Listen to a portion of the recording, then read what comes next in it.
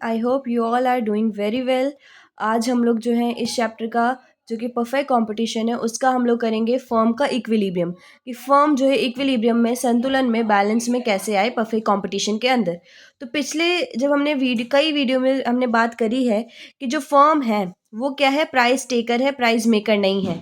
Perfect competition के अंदर जो प्राइस बनाने वाला है, प्राइस तय करने वाला है, वो इंडस्ट्री होती है, फर्म नहीं होती है। ठीक है।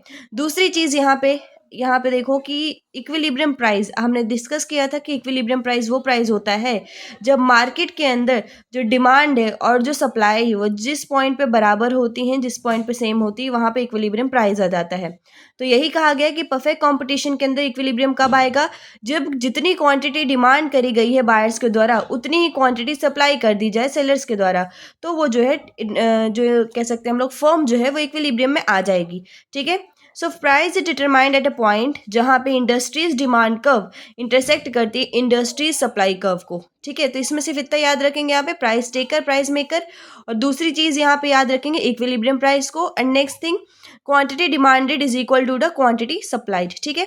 ये वाला हमने जो डायग्राम में हमने पहले भी डिस्कस किया था, ये इंडस्ट्री का है, सप्लाई एंड डिमांड के बेसिस पे प्राइस डिटरमाइन कर लिया।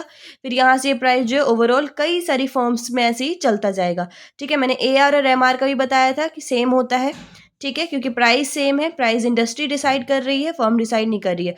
ठीक है। अब हम लोग बात करते हैं, ये इक्विलिब्रियम तो हो गया फर्म का, लेकिन अब फर्म के जो इक्विलिब्रियम दो उसमें होंगे पॉइंट में, पहला शॉर्ट रन का और दूसरा लॉन्ग रन का, कि फर्म का इक्विलिब्रियम शॉर्ट रन में कैसा होता है और लॉन्ग रन में कैसा होता है। ठीक है।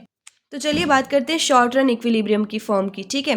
तो शॉर्ट रन में देखो, हमें पता है कि शॉर्ट रन में जो है टाइम बहुत कम होता है, इसलिए फर्म जो है उसके पास इतना टाइम नहीं होता कि वो अपनी नई मशीन्स, नया जो कह सकते हैं हम लोग नया प्लांट खड़ा कर दे। ठीक है। लैंड लेके आ जाए, ऐसा नहीं कर सकती। तो उसको क्या करना होगा, अपने प्रॉफिट को या अपने लॉस को कम करने के लिए, प्रॉफिट को बढ़ाने के लिए, मैक्सिमम करने के लिए, वो सिर्फ अपना आउटपुट जो है उसके लेवल को घटा बढ़ा सकता है वेरिएबल फैक्टर्स को चेंज करके। मतलब वो अगर सोचे तो थोड़ा सा रॉ मटेरियल ले आए, थोड़ा सा जो है लेबर्स को और बढ़ा दे, उस हिसाब से जो है वो अपना प्रॉफिट क्या कहते हैं बढ़ा सकता है और लॉस को जो है मिनिमाइज कर सकता है। तो उसी लेवल को डिटरमाइन करने के लिए, उसी आउटपुट लेवल को डिटरमाइन करने के लिए हमारे पास जो है दो अप्रोचेज हैं। ठीक है। जिसमें हम बात करेंगे total revenue and total cost approach की, और जो दूसरा है वो है marginal revenue and marginal cost approach की। आपको पता होगा टोटल रिवेन्यू और टोटल कॉस्ट क्या होता है। टोटल रिवेन्यू जो भी हमने, जितना भी प्रोडक्शन में जो भी हमने सामान बनाया था उसको बेच करके जो हमें रिवेन्यू होता है वो टोटल रिवेन्यू होता है। टोटल कॉस्ट होता है कि प्रोडक्शन में जो हमें फैक्टर्स वगैरह यूज़ किए थे उन सब की पेमेंट में जो पैसा लगा है, उस प्रोडक्शन मतलब कहने का हमने जो प्रोड्यूस किया उसको बनाने में जो पैसा लगा वो टोटल कॉस्ट होती है। ठीक है। तो शॉर्ट रन के अंदर फर्म जो है उसको जो है उतना ही प्रोड्यूस करना चाहिए जहाँ पे उसे मतलब कि firm should produce that output, उसे उतना प्रोड्यूस करना चाहिए जहाँ पे उसे मैक्सिमम प्रॉफिट या मिनिमम लॉस हो। ठीक है। अब ये कैसे डिसाइड होगा, तो एक एक करके हम लोग समझते हैं मैक्सिमम प्रॉफिट और मिनिमम लॉस। ठीक है। तो मैक्सिमम प्रॉफिट क्या होता है, मैक्सिमम प्रॉफिट होता है जहाँ पे फर्म जो है इक्विलिब्रियम में होती है, जब मैक्सिमम प्रॉफिट वो अर्न कर रही होती है, मतलब संतुलन में होती है, उसको जो है मतलब अच्छा प्रॉफिट हो रहा होता है। वो प्रॉफिट कैसे पता चलेगा, जितना उसने रिवेन्यू मतलब जितना उसको आया है माइनस जितना जो टोटल कॉस्ट है, जितनी उसने लगाई थी प्रोडक्शन में। कहने का मतलब फॉर एग्जांपल हम ले लेते हैं, हमने बिस्किट बनाए हैं, हमने बिस्किट बनाने में 100 रुपये खर्च किए थे और हम लोगों को जो है हम लोगों को रिवेन्यू जो है 200 रुपीज़ का हुआ है। तो माइनस अगर हम करेंगे तो हमें क्या मिल जाएगा, 100 रुपीज़, जो कि क्या है, टोटल प्रॉफिट है। ठीक है। तो वो हो जाएगा हमारा मैक्सिमम प्रॉफिट। ठीक है। इसलिए हम यहाँ पे कह सकते हैं कि a firm is an equilibrium when it produce that amount of output at which the difference between the total revenue and total cost is total profit. ठीक है। यहाँ से हम लोगों को समझ आ गया होगा कि क्या होता है, total revenue minus total cost is equal to total profit. ये साइन जो है टोटल प्रॉफिट को डिफाइन कर रहा है। ठीक है। अब इस डायग्राम को स्टडी करते हैं, इससे जो है आप लोगों को ये जो थ्योरी पार्ट है वो और आसानी से समझ आ जाएगा। देखो ये जो लाइन जा रही है, ये लाइन जो स्ट्रेट लाइन है वो है TR, और ये जो कर्व करके लाइन जा रही है वो है आपकी TC। ठीक है। ये टोटल कॉस्ट को शो कर रही है और ये टोटल रिवेन्यू को शो कर रही है। अगर आप यहाँ पे देखोगे कि यहाँ पे TR जो है कम है और टीसी जो है वो ज़्यादा है। इसका मतलब जो फर्म है उसको जो है लॉस हो रहा है, मतलब उसको रिवेन्यू कम हो रहा है, टोटल कॉस्ट इसकी ज़्यादा थी, उसको जो और ऊपर से चुकाना पड़ रहा है। फिर एक पॉइंट यहाँ पे देखो ये है जहाँ पे टीसी और टीआर एक दूसरे के बराबर है, कह सकते हैं हम लोग इक्विलिब्रियम पॉइंट आ गए, जिसको ब्रेक इवन पॉइंट कहते हैं। ठीक है, मतलब जितना उसने कमाया उतना ही उसने क्या कहते हैं मतलब कहने का कि जितना उसने लगाया था उतना ही उसको जो है मतलब मिल गया। ठीक है, मतलब ना लॉस हुआ और ना ही प्रॉफिट हुआ। फिर देखो ये जब ऐसे बढ़ेगा धीरे धीरे क्या होगा, ये जो कॉस्ट है वो कम हो जाएगी और रिवेन्यू जो है बढ़ेगा।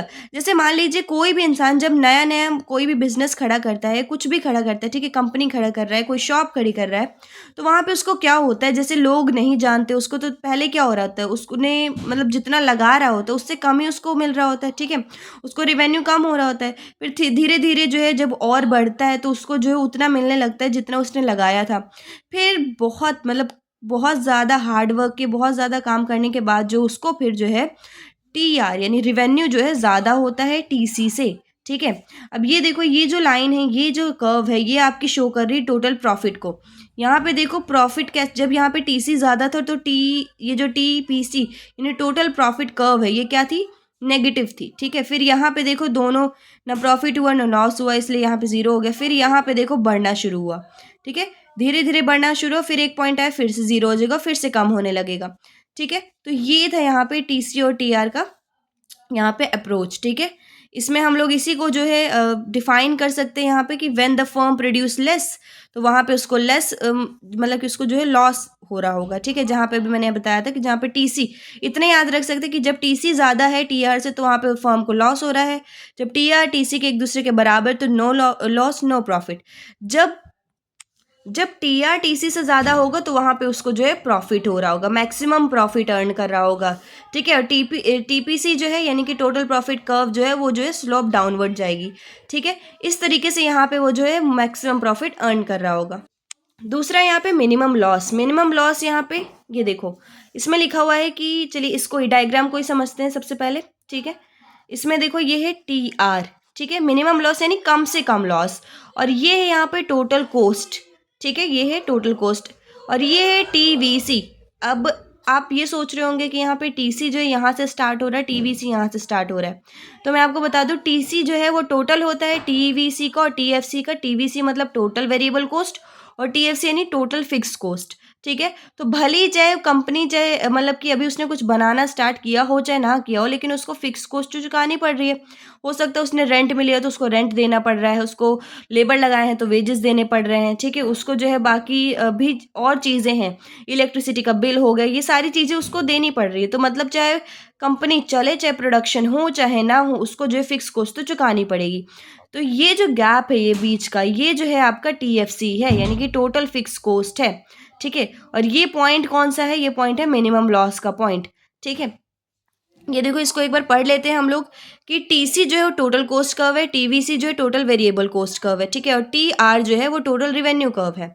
एज्यूम करते हैं कि due to fall in price, price के फॉल होने से कमोडिटी के न्यू टोटल रिवेन्यू कर्व आ गई जो कि ये है। ठीक है, this curve is touching total variable cost curve at point B, ये जो है यहाँ पे इस पॉइंट पे एक जो कर्व है टच कर रही है। ठीक है, ये क्या इंडिकेट कर रही है कि जो firm is recovering variable cost and incurring loss of fix cost, कि वहाँ पे इस पॉइंट पे जो है उसको जो है मतलब रिवेन्यू उतना मिल रहा है कि जिससे वो जितना उसने प्रोडक्शन में लगाया था वो उसको चुका पाए। तो यहाँ पे उसको सिर्फ किस चीज़ का नुकसान हो रहा है, फिक्स कॉस्ट का, मतलब फिक्स कॉस्ट उसको अपनी जेब से देनी पड़ रही है। तो मतलब ये है उसका मिनिमम लॉस, मिनिमम लॉस जहाँ पे मतलब उसको सिर्फ फिक्स कॉस्ट देनी पड़ रही है। ये वो पॉइंट है जहाँ पे टीआर जो है टोटल रेवेन्यू उसको उतना हो रहा है कि एटलीस्ट वो अपना जो वेरिएबल कॉस्ट यानी कि जो अलग अलग जो फैक्टर्स थे यानी वेजेस वगैरह थे, सॉरी हम कह सकते हैं जो उन्होंने जो है रॉ मटेरियल्स का इस्तेमाल किया या नए नई मशीन, तो उनका जो खर्चा है वो यहाँ पे चुका सकता है। ठीक है, एटलीस्ट वो तो चुका पा रहा है, बाकी उसको जो है फिक्स कॉस्ट का लॉस हो रहा है। मतलब फिक्स कॉस्ट तो चुकानी पड़ेगी, चाहे कंपनी बंद हो, चाहे सेटअप हो रखी हो, चाहे प्रोडक्शन हो रही हो, चाहे ना हो रही हो। तो यहाँ पे ये लिखा भी हुआ है कि the loss of fix cost is the minimum loss which the firm would incur even if it suspends production, उसको वो चुकानी पड़ेगी भले ही चाहे प्रोडक्शन हो या ना हो। ठीक है, तो यहाँ पे ये जो था टोटल रेवेन्यू और टोटल कॉस्ट अप्रोच वो खत्म होता है, जिसमें हमने पढ़ा कि मैक्सिमम प्रॉफिट क्या होता है, मिनिमम लॉस क्या होता है। मैक्सिमम प्रॉफिट में आप वही चीज़ एक्सप्लेन करके कि T R minus T C जो है टोटल प्रॉफिट होता है, और टीसी अगर टीआर से ज़्यादा हो तो लॉस हो रहा होता है कंपनी को, टीसी टीआर के बराबर हो तो no loss no profit, TR TC से ज़्यादा हो तो मैक्सिमम प्रॉफिट। मिनिमम लॉस में भी हमने देखा कि जो टीसी और टीवीसी इसका हम माइनस करेंगे तो टीएफसी निकलेगा, जिसका मतलब ये हुआ कि कंपनी या कोई प्रोडक्शन यूनिट है, अगर वो जो है भले ही प्रोडक्शन कर रही है चाहे ना कर रही है, उसको जो है जो फिक्स कॉस्ट है वो मिनिमम लॉस होता है और वो उसको चुकाना ही पड़ता है। बाकी टोटल रिवेन्यू जो उसको हो रहा है वो वेरिएबल कॉस्ट के लिए हो रहा है, मतलब वो रिकवर कर पा रहा है। ठीक है,